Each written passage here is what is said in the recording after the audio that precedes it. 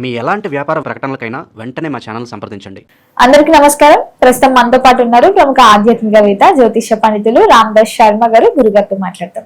నమస్కారం గురుగారు. నమస్కారం గురుగారు, ఈ జులై మాసంలో మకర రాశి వారికి ఎలా ఉందంటారు? ఎలాంటి జాగ్రత్తలు తీసుకోవచ్చు అంటారు? ఆర్థిక పరంగా, ఆరోగ్యపరంగా ఈ మాసంలో వీరికి ఎలా కలిసి వస్తుందంటారు? ఎలాంటి జాగ్రత్తలు తీసుకోవాలి? అలాగే ఈ గ్రహ గోచారం కూడా ఏంటంటారు అసలు? మకర రాశి మకర రాశి శని ప్రభావం ఉన్న రాశుల్లో ఒకటి. మకర రాశ్యాధిపతి శని భగవాను. ఆయన ఈ రాశి వాళ్ళకి ఈ రాశి నుంచి 3వ స్థానంలో సంచారం చేస్తున్నాడు. 3వ స్థానంలో రాష్ట్రాధిపతి సంచారం, ముఖ్యంగా శని సంచారం మంచిది. చాలా విషయాల్లో వీళ్ళకి మంచి రిజల్ట్స్ వస్తాయి శని భగవాన్ వల్ల. అయితే వీళ్ళ అదృష్టవశాత్తు వీళ్ళకి ఏలినాటి శని కూడా 2 years బ్యాక్ అయిపోయింది వీళ్ళకి. అది కూడా ఆ దోషం కూడా పోయింది కాబట్టి, పూర్తి అయిపోయింది కాబట్టి, దోషం పోయింది కాబట్టి వీళ్ళు నాకు తెలిసి ఒక మంచి జీవితాన్ని చూస్తున్నారు. ఇప్పుడు వ్యక్తిగత జీవితం బాగుంటే మకర రాశి వాళ్ళకి ఇప్పుడు మంచి జీవితాన్ని చూస్తుండే ఉన్నారు చాలామంది. వీళ్ళకి పైగా ఏంటంటే మనం జూన్ 2వ తారీఖు బృహస్పతి కూడా కర్కాటకం రావడంతో ఈ రాశి మీద దృష్టి వచ్చింది. సప్తమ దృష్టి అంటారు దాన్ని. ఇప్పుడు వీళ్ళకి శని భగవాన్ సంచారం బాగుంది, బృహస్పతి సంచారం కూడా బాగుంది. అయితే వీళ్ళకి ఉన్న ప్రాబ్లం ఏంటంటే, చిన్న ఇష్యూ ఏంటంటే, ద్వితీయ స్థానంలో రాహు సంచారం, 2వ స్థానంలో రాహు సంచారం, 8వ స్థానంలో కేతు సంచారం. ఇది కొంచెం వీళ్ళకి సమస్యను తీసుకొస్తున్నారు. రాహు కేతు వల్ల 2-8 సంచారం తీసుకొస్తుంది. అయితే రాహు కేతులు ఇచ్చే రిజల్ట్స్ కూడా ఆపోజిట్గా ఉంటాయి. ఎలా ఉంటుందంటే, రాహు విపరీతమైన అంబిషన్, ప్యాషన్ ఉంటుంది. కేతు విపరీతమైన డిటాచ్మెంట్ ఉంటుంది. ఆయన ఇటుంటే ఆయన నార్త్ పోల్ అయితే సౌత్ పోల్, అలా ఉంటుంది అది. అయితే ఈ మకర రాశి వాళ్ళకి వస్తే వీళ్ళకి ముఖ్యంగా చెప్పుకోదగినది ఏంటంటే, వీళ్ళకి చాలా విషయాల్లో ఈ మధ్య బాగా మెరుగయ్యేది. వీళ్ళ పరిస్థితి బాగా మెరుగైపోయింది. ముఖ్యంగా సొంతగా వ్యాపారాలు చేసుకునేవాళ్ళు, వాళ్ళకి చాలా మంచి కాలం ఇది. ఎందుకంటే 7వ స్థానం చాలా బాగుంది. ఈ రాశి నుంచి 7వ స్థానం బృహస్పతి దృష్టితో. 3వ స్థానంలో శని భగవాన్ సంచారం, పైగా ఆయన రాష్ట్రాధిపతి కాబట్టి సొంతగా వ్యాపారాలు చేసుకునే వాళ్ళు ఎవరైనా ఉంటే, కంపెనీస్ పెట్టి చేసుకునే వాళ్ళు కానీ, లేదా మీడియా కానీ, లేకపోతే జర్నలిజం కానీ, వాళ్ళకి చాలా బాగా ఉంది. పైగా ఈ రాశి వాళ్ళకి 3వ స్థానంలో శని సంచారం వల్ల ఈ బంధుమిత్రులతో, సోదర సోదరీమణులతో వాళ్ళతో కూడా మంచి రిలేషన్స్ కూడా బాగుంటాయి. వాళ్ళకి ముఖ్యమైన శుభ సంఘటనలు జరగడం ఇవన్నీ ఉంటాయమ్మా. వీళ్ళకి మకర రాశి వాళ్ళకి ఈ రకంగా చాలా మంచి విషయాలు ఉన్నాయి. అయితే వీళ్ళకి ప్రస్తుతం ఉన్న ప్రాబ్లం ఏంటంటే, 5వ స్థానంలో వీళ్ళకి కుజు సంచారం ఉంది ప్రస్తుతానికి.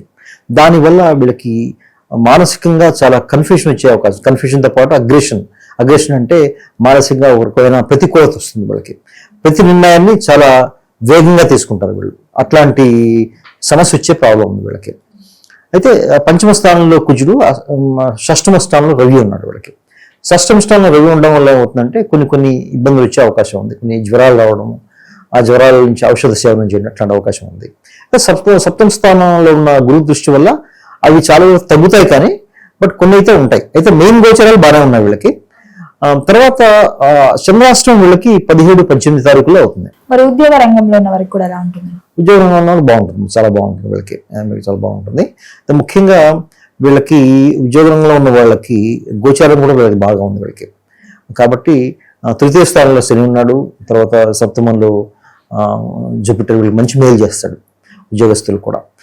సో అది కూడా చాలా బాగా ఉంది, గోచారం బాగుంది. కాబట్టి ముఖ్యంగా మెయిన్ గోచారాలు బాగుంటే చిన్న చిన్న ట్రాన్సిట్స్ ఏం చేయ వాళ్ళకి.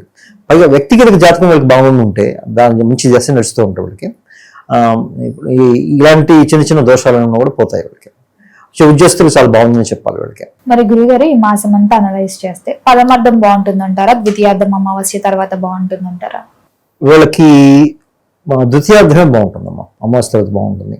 ఎందుకంటే అమావాస్య తర్వాత చంద్రుడు ముందుకు మూవ్ అవుతాడు. పైగా బుధుడు దీనిలోకి వీళ్ళకి మిథునంలోకి వెళ్తాడు. మిథునంలోకి వెళ్ళడం వల్ల కూడా వీళ్ళకి మంచి జరుగుతుంది. కాబట్టి ద్వితీయార్థమే కొంచెం బాగుంటుందని చెప్పాలి. మరి మకర రాశి వారికి ఈ మాసంలో ఏదైనా ఒక హెచ్చరిక, జాగ్రత్తగా అంటే ఏం చెప్పొచ్చు అంటారు?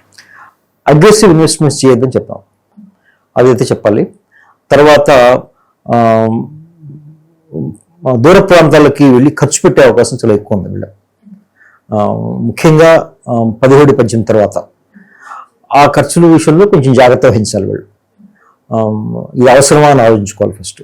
ఈ రెండు కుటుంబ వాతావరణంలో వివాదాలు లేకుండా చూసుకోవాలి.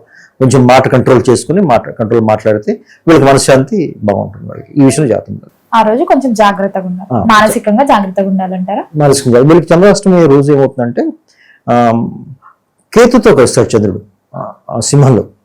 సింహంలో ఎప్పుడైతే కేతుతో చంద్రుడు కలిశాడో వీళ్ళకి ఆ సమయంలో కొంచెం విపరీతమైన కన్ఫ్యూషన్ ఉంటుంది వీళ్ళకి. ఈసారి చంద్రాష్టమంలో ఎలా అంటే కన్ఫ్యూషన్ ఉంటుంది.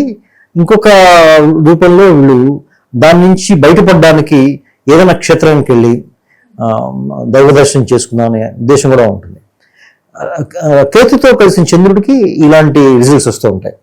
అదే రాహుతో కలిస్తే వాళ్ళు ఎంటర్టైన్మెంట్కి వెళ్ళడం ఉంటుంది. వాళ్ళకి ప్లేస్కి వెళ్ళేసి మనం ఒక పార్క్ కానీ లేకపోతే థీమ్ పార్క్స్ వెళ్ళని లేకపోతే సినిమాకి వెళ్దాం ఇట్లా అనిపిస్తుంది వాళ్ళకి. మరి గురుగారు కుటుంబ వాతావరణం కూడా ఎలా ఉంటుందంటారు ఈ మాసంలో వీరికి?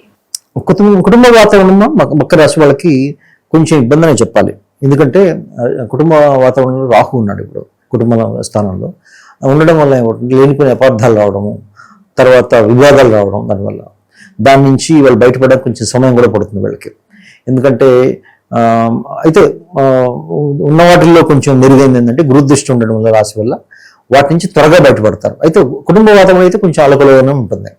అయితే వీళ్ళకి వాళ్ళ చుట్టూ ఉన్న కుటుంబంతో వివాదం ఉన్నప్పటికీ వాళ్ళ సోదరీమణులతో వాళ్ళ పేరెంట్స్తో వాళ్ళతో బాగానే ఉంటుంది. బాగానే ఉంటుంది. శని భగవాన్ సంచారం తృతీయలో ఉండడం వల్ల అంత బాగానే ఉంటుంది. ఇమీడియట్ ఫ్యామిలీ అంటే పిల్లలు వాళ్ళతో కొంచెం ఇబ్బంది. పైగా కుజుడు గోచారం కూడా బాగాలేదు కాబట్టి కొంచెం ఇబ్బంది వచ్చే అవకాశం ఉంది కుటుంబ వాతావరణంలో. మరి జూలై మాసంలో ముహూర్తాలు కూడా స్టార్ట్ అవుతాయి కాబట్టి ఎవరికైతే వివాహం జరగలేదో వివాహ యోగం ఉందంటారా? ఉందమ్మా. వివాహం బృహస్పతి దృష్టి ఉంది కాబట్టి రాశి మీద వీళ్ళకి వివాహ యోగం చాలా మంచిగా ఉంది, చాలా బలంగా ఉందనే చెప్పాలి. ఎందుకంటే 3 శుభగ్రహాలు ఉన్నాయి సప్తమ స్థానంలో కాబట్టి వివాహం సంబంధించిన మ్యాటర్స్ చాలా ఫాస్ట్గా మూవ్ అవుతాయి వీళ్ళకి. కొంతమంది వివాహాలు కూడా అవుతాయని చెప్పొచ్చు వీళ్ళకి. గురుగారు ఆల్రెడీ చెప్పారు ఓన్ గా బిజినెస్ స్టార్ట్ చేస్తే బాగుంటుందని. ఈ స్పెక్యులేషన్స్ అయినా రియల్ ఎస్టేట్స్ అయినా పెట్టుబడులు పెట్టే ఆలోచన ఎవరికైనా ఉంటే పెట్టొచ్చు అంటారా ఈ మాసంలో? ఆగి తదుపరి చూడడం బెటర్ అంటారా? వీళ్ళకి మకర రాశి వాళ్ళకి ఈ విషయంలో కొంచెం మిక్స్డ్ రిజల్ట్స్ అని చెప్పాలి. ఎందుకంటే పంచమంలో ఈ రాశి నుంచి పంచమంలో కుజుడున్నాడు కాబట్టి కొంచెం ఆవేశంతో తీసుకునే నిర్ణయాలు చాలా ఉంటాయి. అలాగే సప్తమ స్థానంలో గురుడు, పైగా బృహస్పతి, పైగా వేరే శుభగ్రహాలు కూడా ఉన్నాయి కాబట్టి దానికి సంబంధించిన లాభాలు కూడా వచ్చే అవకాశం ఉంది. కాబట్టి ఒక రకంగా చెప్పాలంటే మధ్యస్థంగా ఉంటాయి రిజల్ట్స్. అటు చాలా పాజిటివ్ అని చెప్పలేం, వాళ్ళు చాలా నెగిటివ్ అని చెప్పలేం. ప్రయత్నం అయితే చేయొచ్చు, తప్పేం లేదు. మరి గురుగారు ఈ మాసం అంతా ఇంకా బాగుండాలంటే ఏ దైవ నామస్మరణ చేస్తే బాగుంటుంది అంటారు? ఎలాంటి పరిహారాలు చేసుకుంటే ఈ మాసం అంతా కలిసి వస్తుంది అంటారు? వీళ్ళకి సుబ్రహ్మణ్య స్వామి ఆరాధన చేయాలమ్మా వీళ్ళు. ఎందుకంటే రాహుకు సంబంధించిన దోషాలు ఉన్నాయి కాబట్టి సుబ్రహ్మణ్య స్వామి ఆరాధన లేకపోతే దుర్గామాత ఆరాధన వీళ్ళిద్దరు ఆరాధన చేస్తే రాహు సంబంధించిన దోషాలు పోయి కుటుంబ వాతావరణం బాగుంటుంది. పైగా మనశ్శాంతి కూడా అనుకున్న మేరకు ఉంటుంది వీళ్ళకి. గురుగారు మొత్తం మీద జూలై మాసంలో మకర రాశి వారికి ఎలా ఉంది, ఎలాంటి జాగ్రత్తలు తీసుకోవాలో తెలియజేసినందుకు ధన్యవాదాలండి. ధన్యవాదాలు.